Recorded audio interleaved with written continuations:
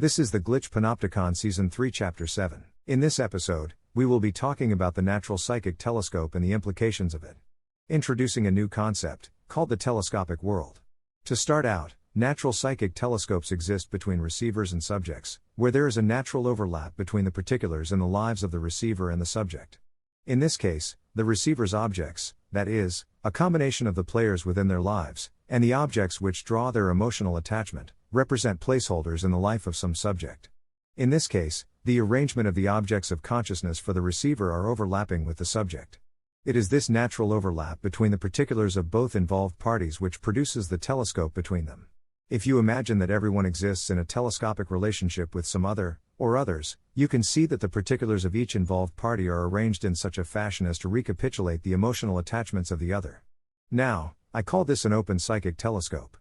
But the idea may not be an artificially produced phenomenon, the product of the Panopticon, but may rather signify what is more correctly termed a telescopic world. I will elaborate my conclusions as follows.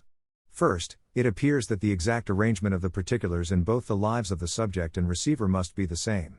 Many of these particulars are embedded in complex relationships with other objects and players. Thus, the level of complexity necessary to produce a feedback loop between the particulars of the subject and the receiver may be too complex for a system of control. It is still possible that the telescopic world is the product of the Panopticon, but it also may be a natural phenomenon, a consequence of the all-in-all principle. Specifically, it is the manner by which changes in the particular of the receiver manifest as changes in the particulars of the subject, which makes me think it is a natural process. For if there is no direct link between the particulars of the receiver and the subject, then how is it possible that a parallel relationship exists between those placeholders and the particulars of the subject? Let me give you an example. Suppose you possess a natural telescopic connection to some political leader. Their choices within the particulars of their life would trickle down to your life, and the particulars of your life, but the reverse isn't necessarily true. What we are talking about here is a direct relationship between the particulars of the receiver and the subject, which would not be predicted by natural causes. Likewise, since we can see that residual links between the consciousness of every person exist, it may be that the telescopic world is the result. In that, each aspect of the particulars of an individual life could represent a common orientation to the objects of consciousness for another. In other words, one could be a consequence of the other. A natural telescopic world might result from some overlapping orientation to objects. Let me give you an example. Suppose, for example, some political leader, who plays an important role on the world stage, possesses a telescopic relationship with you, as receiver.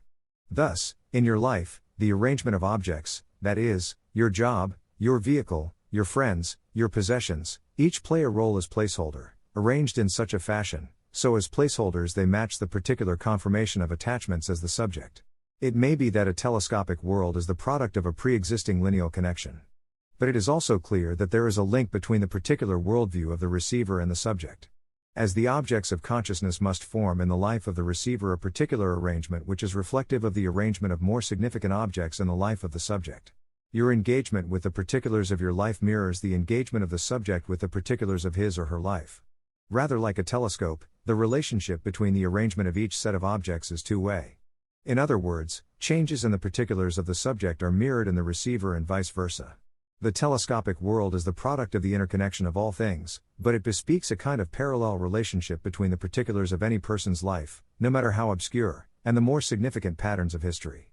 Hence, when I suggested that an unwillingness to engage with the particulars of your life, a refusal to accede to the natural impulses you have, may cause a shift in the arc of history, I was speaking literally, not figuratively. As the details of your life, your engagement with them, suggests an engagement by the main players of historical action. That's the end of the podcast for today. If you enjoyed it, please like, comment and subscribe.